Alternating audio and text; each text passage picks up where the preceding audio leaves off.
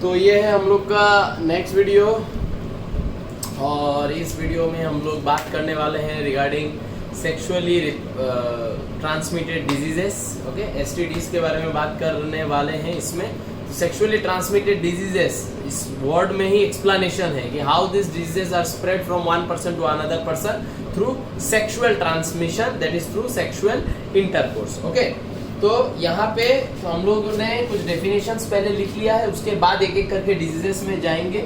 तो sexually transmitted diseases definition कभी पूछ सकते हैं, what is STDs? Applied to a large group of diseases that can be spread through sexual contact. STD are also called as venereal diseases. ये जो word है venereal, venereal माने anything which is related to sexual desire. ठीक है, so anything which is related to sexual desire, sexual attachment, ठीक है ना, तो उसको वेनेरियल बोलते हैं। तो वहां से ये वर्ड आया है, बिकॉज ये सब डिजीजेस सेक्सुअल कंटेक्ट के थ्रू मोस्टली स्प्रेड होता है, इसलिए हम लोगों ने यहाँ पे वेनेरियल डिजीजेस, वेनेरियल जो वर्ड है उस वर्ड का यहाँ पे हम लोगों ने यूज किया है।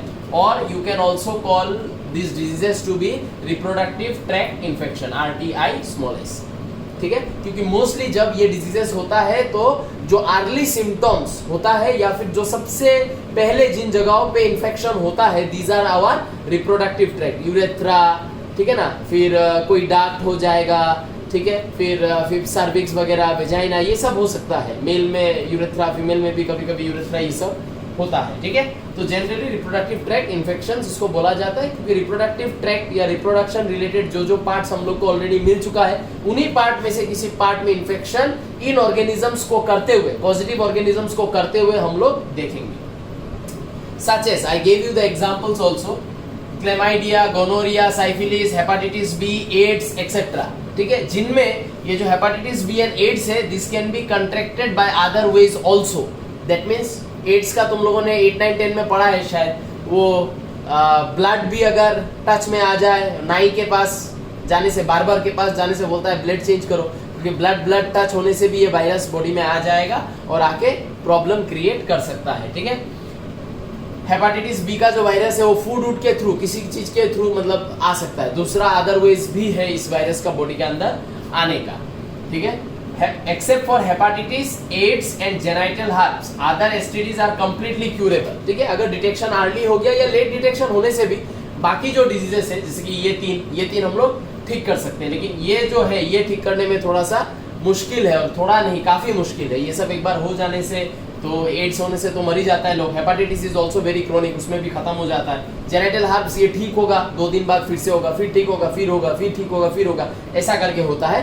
अभी जब हम लोग डिजीजेस के अंदर घुसेंगे तब हम लोग को पता चलेगा कि कौन सा में क्या होता है। ठीक है, early symptoms include itching, inflammation, इस इन्फ्लेमेशन माने जलन, fluid discharge, some kind of pus coming out, swelling, जगह का स्वेलिंग होगा, स्लाइट पेन एक्सेट्रा, ये सब होता है symptoms of sexually transmitted diseases. तो यहाँ पे मैंने एसटीडी का जस्ट तुम लोग को एक ओवरव्यू, एक इंट्रोडक्शन दिया है। अब जो डिजीजेस का नाम मैंने यहाँ पे मेंशन किया है, उन डिजीजेस को थोड़ा सा और अच्छे से पढ़ेंगे। और पढ़ने में हम लोग को अच्छे से पढ़ना क्या है, अंडर द डिजीज, पूरा होल हिस्ट्री पढ़ने का जरूरत नहीं है। हम लोग को पॉजिटिव ऑर्गेनिज्म पढ़ना है। ठीक है, ये ऑर्गेनिज्म जब हमारे बॉडी में आता है तो कौन सा पार्ट को इन्फेक्ट करता है, ये पढ़ना है। ठीक है, पॉजिटिव ऑर्गेनिज्म एंड इन्फेक्शन कहाँ हो रहा है, यही इंपॉर्टेंट है। ठीक है, इससे रिलेटेड कुछ होगा तो I will write it down. ठीक है, इसका नोट बना लो। सो ये है पहला डिजीज जिसके बारे में हम लोग बात कर रहे हैं। इसी तरीके से हम लोग को 5-6 डिजीजेस के बारे में बात करना है। पहला डिजीज जो हम लोग डिस्कस कर रहे हैं, that is chlamydia. And see only जो point entrance point of view से है, सिर्फ वही मैंने लिखा है। ठीक है, एंड इतना टफ नहीं है, क्योंकि तुम लोगों ने male reproductive system, female reproductive system अच्छे से ऑलरेडी ह्यूमन रिप्रोडक्शन में पढ़ा दिया है, और अगर तुम लोगों ने खुद भी पढ़ लिया है तो ये एकदम आसान होगा रिलेट करने में। ठीक है, तो पॉजिटिव एजेंट जानना है। पॉजिटिव एजेंट का नाम देखो, डिजीज के नाम के साथ मिलता है, क्लेमाइडिया ट्रैकोमैटिस। ठीक है, क्या करता है ये जो बैक्टीरिया है, ये बैक्टीरिया एक ऐसा बैक्टीरिया है जो रिप्रोडक्टिव ट्रैक्ट का इन्फेक्शन को बहुत जल्दी स्प्रेड करता है। इसका रेट ऑफ स्प्रेड करना बहुत फास्टर है। प्लस ये जो बैक्टीरिया है, इसको अनयूजुअल इसलिए बोला जाता है क्योंकि इसको अगर अपना नंबर्स बढ़ाना है मतलब इसको अगर रिप्रोडक्शन करना है, एसेक्सुअल रिप्रोडक्शन करना है, अपना नंबर्स बढ़ाना है, तो पहले तो इसको इन्फेक्ट करना मतलब करना होगा एक इंसान को, उसके रिप्रोडक्टिव ट्रैक में आना पड़ेगा। एंड रिप्रोडक्टिव ट्रैक में आके वो क्या करेगा, रिप्रोडक्टिव ट्रैक का लाइनिंग में जितना भी सेल्स है वो सारा लाइनिंग के सेल्स के अंदर घुसेगा और अंदर घुसने के बाद ही ये रिप्रोडक्शन कर पाएगा।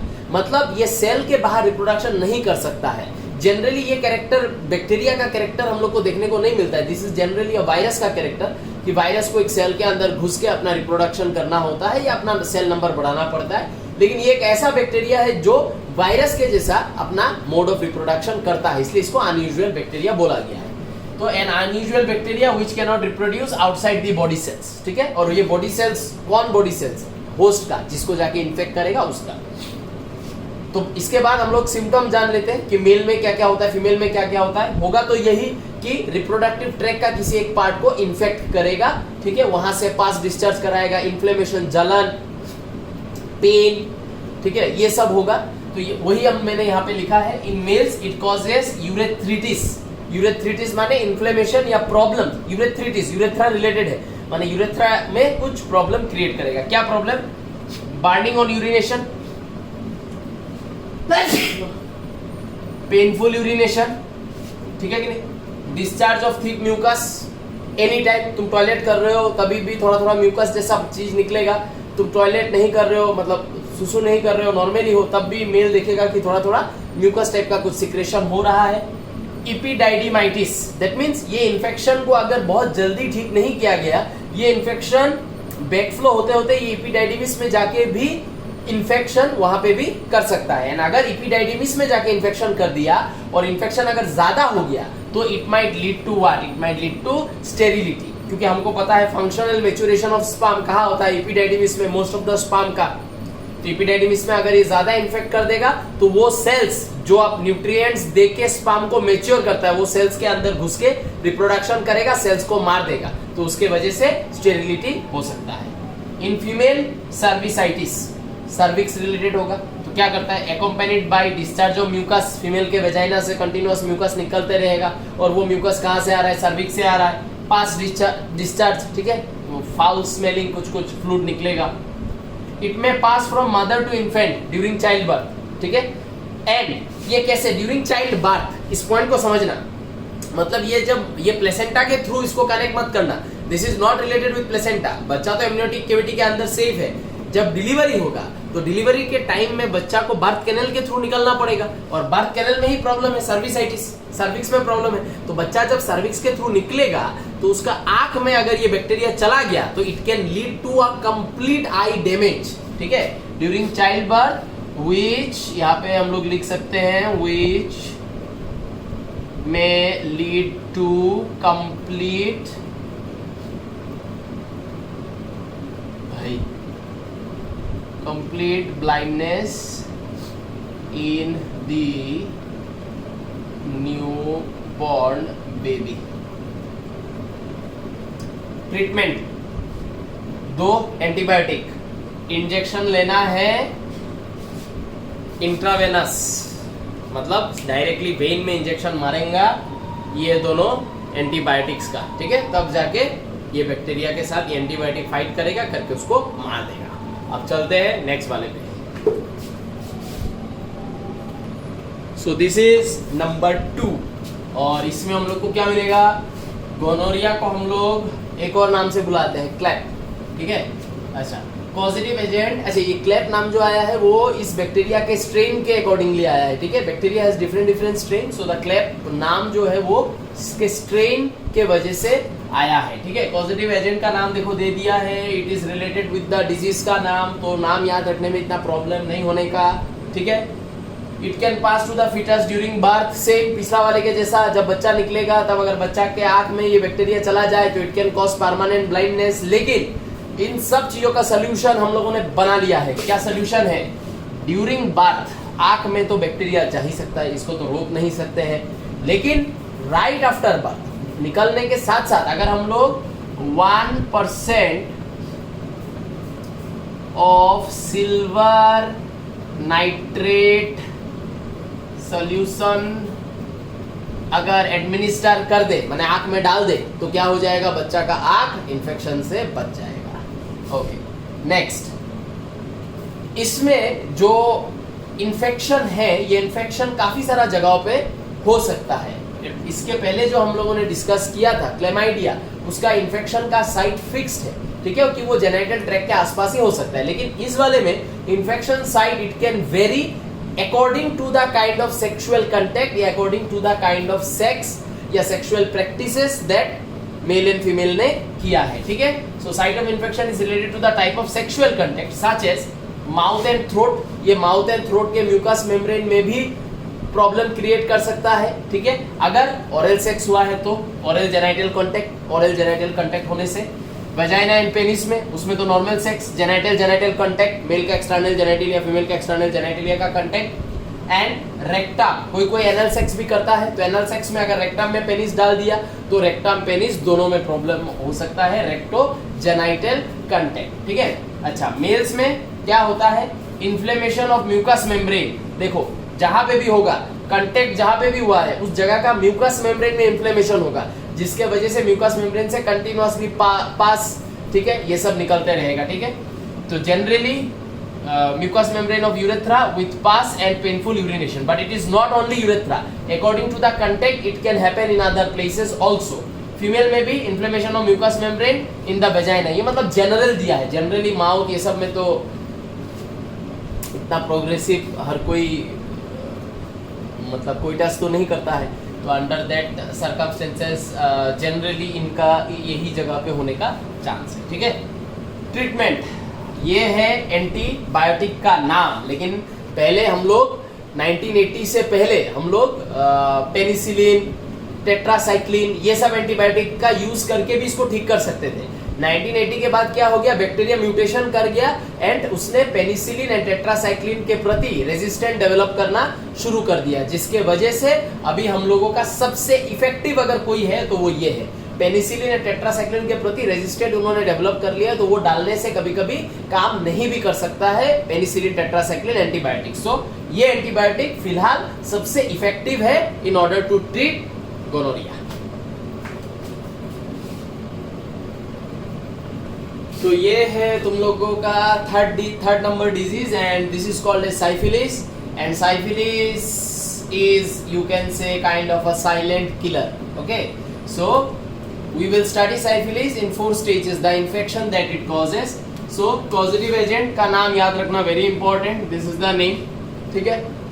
साइफिलिस सेक्सुअल कंटेक्ट के साथ तो स्प्रेड होगा ही, उसके साथ साथ ब्लड ट्रांसफ्यूजन, एक इंसान का ब्लड दूसरे के बॉडी में चला जाए तो भी होगा।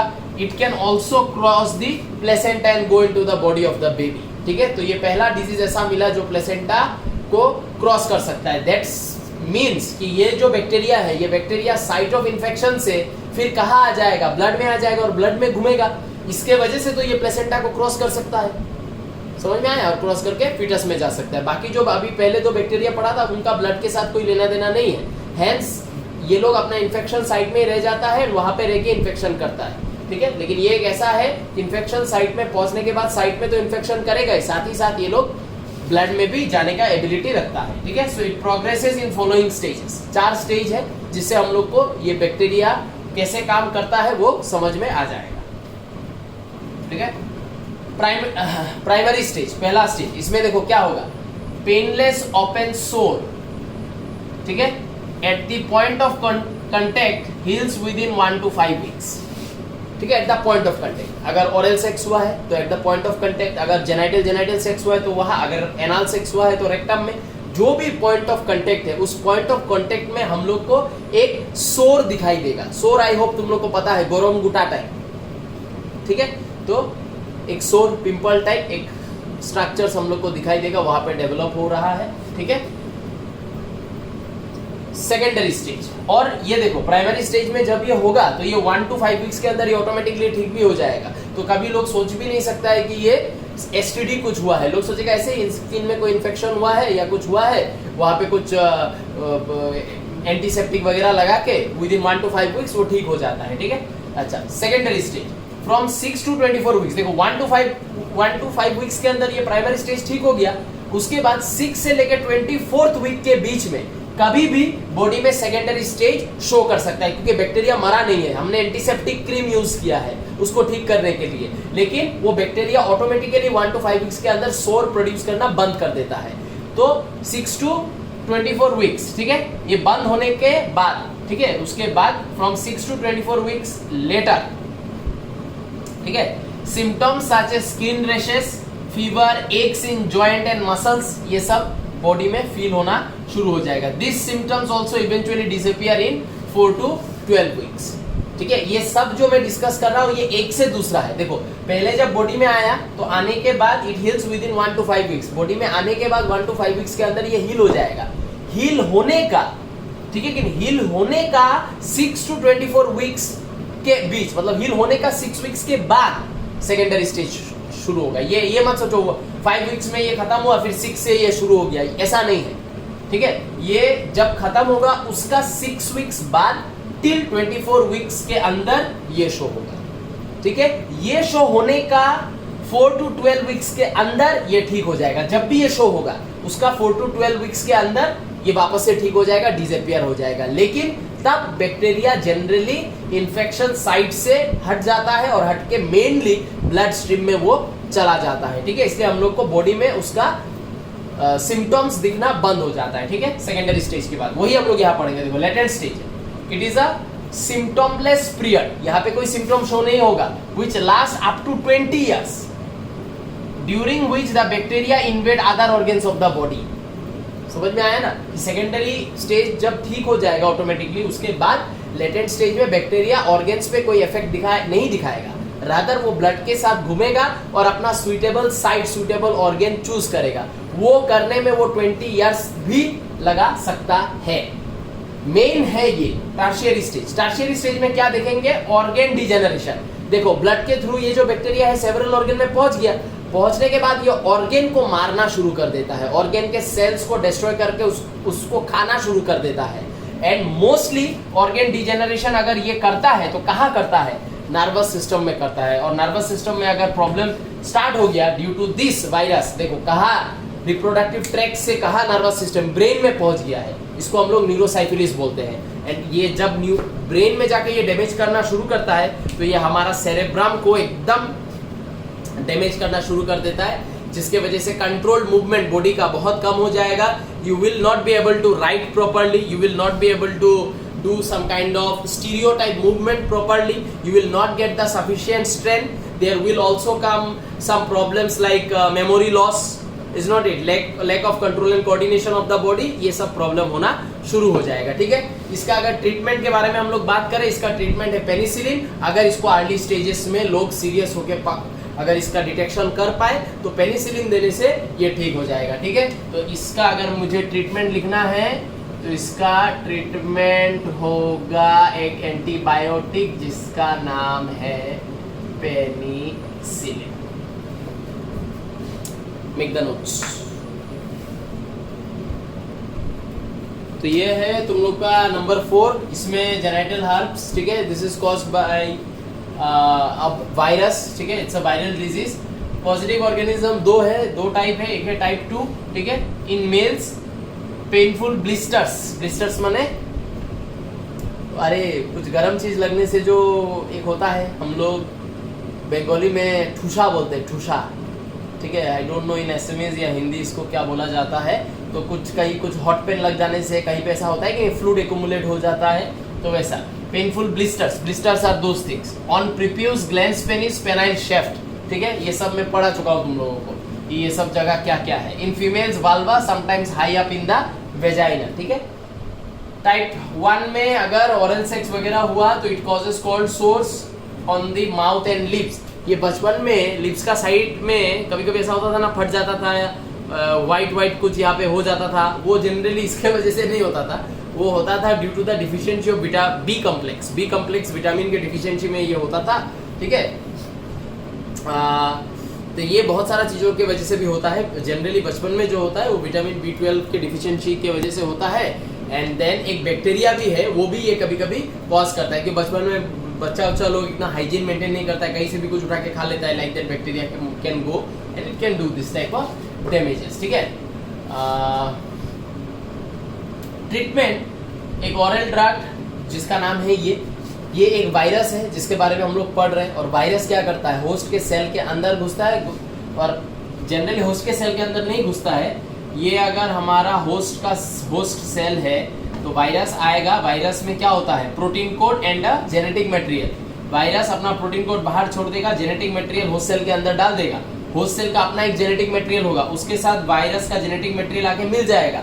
फिर वायरस का जेनेटिक मटेरियल होस्ट के जेनेटिक मटेरियल को बोलेगा कि मेरा सेवरल कॉपीज मुझे बना के दो, प्लस ये जो मेरा प्रोटीन कोड है, ये वायरस जो है, वायरस दो चीज से बना हुआ होता है।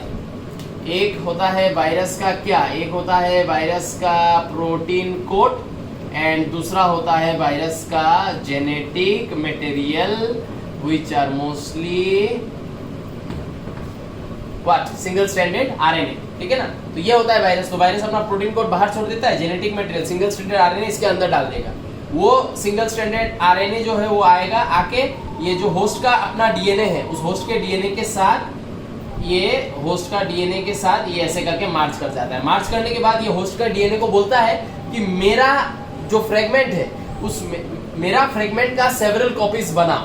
ठीक है, अभी तुम लोग ये बोल सकते हो कि सर अगर इसका जेनेटिक मटेरियल एक सिंगल स्ट्रैंडेड आरएनए है तो आरएनए जाके होस्ट सेल के डीएनए के साथ कैसे मिल रहा है। ये सिंगल स्ट्रैंडेड आरएनए के साथ एक एंजाइम भी होता है, जिस एंजाइम का नाम है रिवर्स ट्रांसक्रिप्टेज। ठीक है, सिंगल स्ट्रैंडेड आरएनए के साथ एक एंजाइम भी होता है जिसका नाम है रिवर्स ट्रांसक्रिप्टेज। तो जब ये प्रोटीन कोड को बाहर छोड़ के ये वायरस अपना जेनेटिक मटेरियल को अंदर डालेगा तो जेनेटिक मटेरियल अपने साथ रिवर्स ट्रांसक्रिप्टेज, ये जो एंजाइम है, उसको भी लेके जाएगा। ये enzyme reverse transcriptase will help in converting the RNA into DNA. RNA को डीएनए में कन्वर्ट कर देगा। फिर वायरस का डीएनए ये होस्ट सेल का डीएनए के साथ मार्च कर जाएगा। ठीक है, तो यहाँ पे हम लोग ऐसे लिखेंगे, host cells DNA plus viral DNA, दोनों में क्या हो गया, देखो मार्जिंग हो गया। मार्ज होने के बाद viral DNA will say the host cells DNA कि तुम मेरा सेवरल कॉपीज बनाओ, एज वेल एज मेरा जो प्रोटीन कोड था वो प्रोटीन कोड भी प्रोटीन सिंथेसिस करके अंदर बनवाएगा। बनाने की वजह से इस तरीके से वायरस का जो ये अंदर का genetic material, several genetic material ऐसे क्रिएट होगा। प्लस होस्ट के डीएनए को बोल के प्रोटीन भी बनाया है, वो प्रोटीन का कवरिंग ले लेके वायरस देखो अपना नंबर्स कैसे बड़ा करता है। और बड़ा करने के बाद होस्ट सेल को ये क्या करेगा, जब देखेगा होस्ट सेल बुरा और काम नहीं कर पा रहा है तो होस्ट सेल से ये वायरस सब बाहर निकलेगा, निकल के इस होस्ट सेल के आसपास के सेल्स के अंदर वापस अपना जेनेटिक मटेरियल डाल देगा, रिवर्स ट्रांसक्रिप्टेज डीएनए बना देगा, होस्ट सेल के डीएनए के साथ जुड़ जाएगा, फिर सेम प्रोसीड्योर करेगा। ये जो कोविड वायरस है सेम ये क्या कर रहा है, हमारा जो ट्रेकिया में, जो हमारा ट्रेकिया है, हमारे ट्रेकिया में जो सिलिएटेड सेल्स है उन सेल्स के अंदर घुस के ये काम कर रहा है। तो जब वो वायरस नंबर बढ़ा के बाहर आ रहा है तो वो हमारा क्या कर रहा है, सिलिएटेड सेल्स को मार रहा है। तो तब क्या होगा, हमारे ट्रेकिया के अंदर जो म्यूकस जाएगा वो म्यूकस बाहर नहीं आएगा, अंदर ही रह जाएगा। तो उसके वजह से लोगों का क्या हो रहा है, सीजेशन इन ब्रीदिंग, वेंटिलेटर के मदद से पंप दे के अंदर ऑक्सीजन को भेजना पड़ रहा है, वो खुद खींच नहीं पा रहा है क्योंकि उसके अंदर में क्या हो रहा है, उसके अंदर का जो एल्वियोली है, those alveoli are filled with mucus, क्योंकि जो सेल म्यूकस को बाहर करता है उसी सेल को कोविड-19 का वायरस इन्फेक्ट कर रहा है। इसके वजह से म्यूकस सेटल हो रहा है, सांस लेने में प्रॉब्लम हो रहा है, वेंटिलेटर का मदद लोगों को लेना पड़ रहा है। ठीक है, तो ये जब ड्रग हम लोग खाएंगे, ये ड्रग खाने के साथ साथ ये ड्रग क्या करेगा, ये जो वायरस है वो वायरस सेम ऐसा चीज कुछ कर रहा होगा, अपना प्रोटीन कोड को बाहर छोड़ के जेनेटिक मटेरियल अंदर डाल रहा है, जेनेटिक मटेरियल रिवर्स ट्रांसक्रिप्टेज की मदद से डीएनए बन रहा है, होस्ट सेल के डीएनए के साथ मार्च कर रहा है, करके इसी तरीके से अपना नंबर्स बढ़ा के बाहर आएगा और भी सेल को इन्फेक्ट करेगा। तो जब ये हम लोग ड्रग खाएंगे, ये ड्रग सीधा इस सेल के अंदर घुसेगा, घुस के सिर्फ वायरस का जो जेनेटिक मटेरियल है उसको डिस्ट्रॉय कर देगा, होस्ट का जेनेटिक मटेरियल को छुएगा भी नहीं। लेकिन वायरस का जो जेनेटिक मटेरियल है, जो यहाँ पे होस्ट के जेनेटिक मटेरियल के साथ जुड़ चुका है, उसको डिस्ट्रॉय कर देगा ये ड्रग। देखो, drug interferes with the viral DNA replication without infecting the host cell. ऐसे करके इसको ठीक कर सकते हैं। ठीक है, ठीक है, तो ये है दूसरा नंबर 5, और इसमें ये एक बैक्टीरियल डिजीज है एंड बेसिकली ये जो डिजीज है this is caused by gram negative bacteria. नाम है ये, ट्रीटमेंट है ये एंटीबायोटिक। इंक्यूबेशन पीरियड बॉडी में आने से सिम्टम शो करेगा, 3 to 5 डेज के अंदर। This is the meaning of incubation period, कि बॉडी में वो ऑर्गेनिज्म आने से पहला सिम्टम शो होने तक का जो टाइम है, उस टाइम को हम लोग क्या बुलाते हैं? इंक्यूबेशन पीरियड बुलाते हैं। ठीक है, तुम लोग अगर चाहो साइड में डेफिनेशन लिख के रख सकते हो इंक्यूबेशन पीरियड का, आगे जाके काम में आएगा कि बॉडी में, ठीक है, जो पॉजिटिव ऑर्गेनिज्म है उसका बॉडी में आने से till the time there will be any symptoms coming out due to that positive organisms in the body of the host, this period will be called as incubation period. Initial lesion occurs at the site of inoculation. lesion माने वही ठूसा, जो हमने थोड़ा देर पहले बोला था, boil, yes, boil type होगा। then that boil will convert itself, या फिर किसी में वो boil फट भी जाता है और फट के वहां से निकल के आता है एक पेनफुल अल्सर, दैट मीन्स एक क्या बोलूं, एक गरम गुटा टाइप, ठीक है, एक रेड होके एक लेजन निकल के आएगा, रेड होके एक गुटा निकल के आएगा जिसमें नेक्रोटिक बेस होगा। नेक्रोटिक बेस माने जैसे पिंपल के ऊपर का जो हिस्सा होता है वो हिस्सा क्या हो जाता है? डेड सेल्स के वजह से वो जगह व्हाइट हो जाता है, फिर हम लोग इसे प्रिक करने से एक व्हाइट पार्ट निकल के आता है। These are some remains of the dead cells. और उस तरीके का पिंपल, ठीक है, जिसका एकदम हेड रीजन एकदम व्हाइट हो जाता है, उसको हम लोग नेक्रोटिक बेस बुलाते हैं। ठीक है, तो ये है नंबर 5, 6, 7, 8 और 3 है। ये है नंबर 6 एंड जेनिटल वार्ड्स में सिर्फ इन्फ्लेमेशन होगा। इन्फ्लेमेशन माने जलन, जहां पे भी पॉइंट ऑफ कांटेक्ट है वहां पे होने वाला है ओनली एंड ओनली जलन।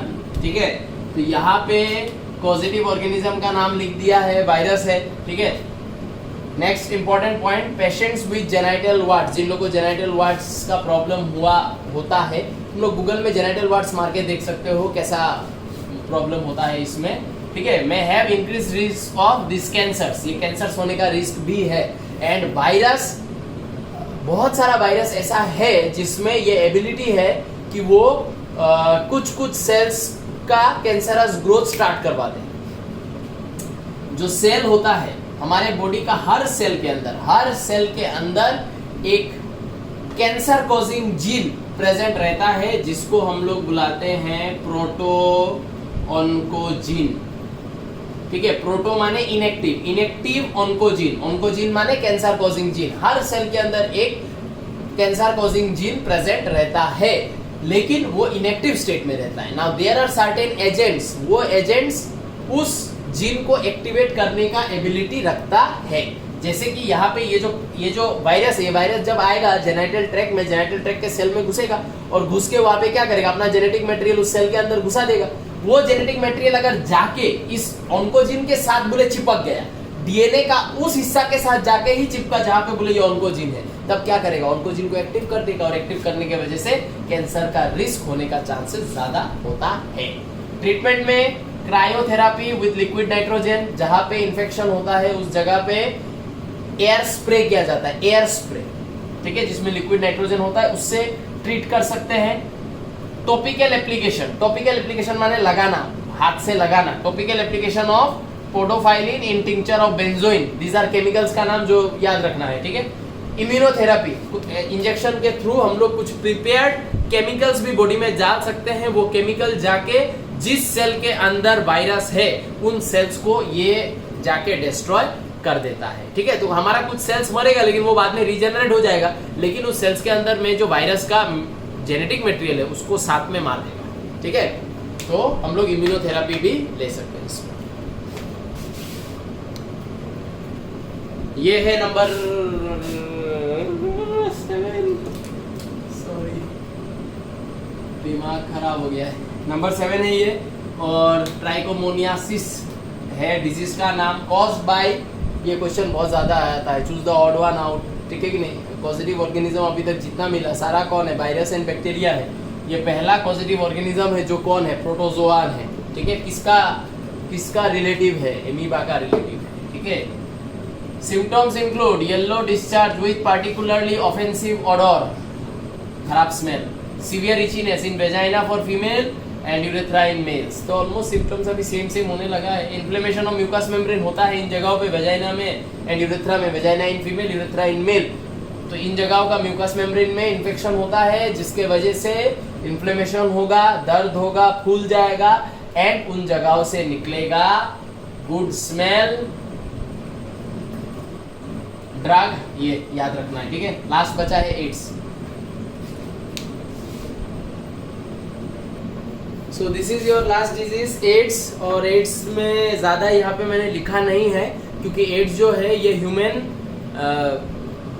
हेल्थ बोल के जो चैप्टर है ह्यूमन हेल्थ, उस ह्यूमन हेल्थ चैप्टर में हम लोग को ये वापस मिलेगा एंड वहाँ पे हम लोग इसको ब्रॉडली डिस्कस करेंगे। कि वहाँ पे इसलिए डिस्कस करेंगे क्योंकि इसका रिलेशन हमारे इम्यून सेल्स के साथ है एंड हमारे बॉडी में इम्यून सेल्स कौन है, क्या है, कौन क्या करता है, कौन क्या नहीं करता है, ये सब हम लोग वो इम्यूनिटी चैप्टर है वहाँ पे पढ़ेंगे। तो उसके बाद ही एड्स है तो तुम लोग रिलेट कर जाओगे। यहाँ पे मैं अभी कराऊंगा तो पहले इम्यून सिस्टम पढ़ाना पड़ेगा। I don't want to take any झमेला, ठीक है। तो इसलिए यहाँ पे सिंपल से बता दिया है कि क्या करता है। डिजीज का फुल नाम तुम लोगों ने पढ़ा है, cause by it effects the macrophage. Macrophage माने हमारे ब्लड का कौन, monocyte and also helper T cell.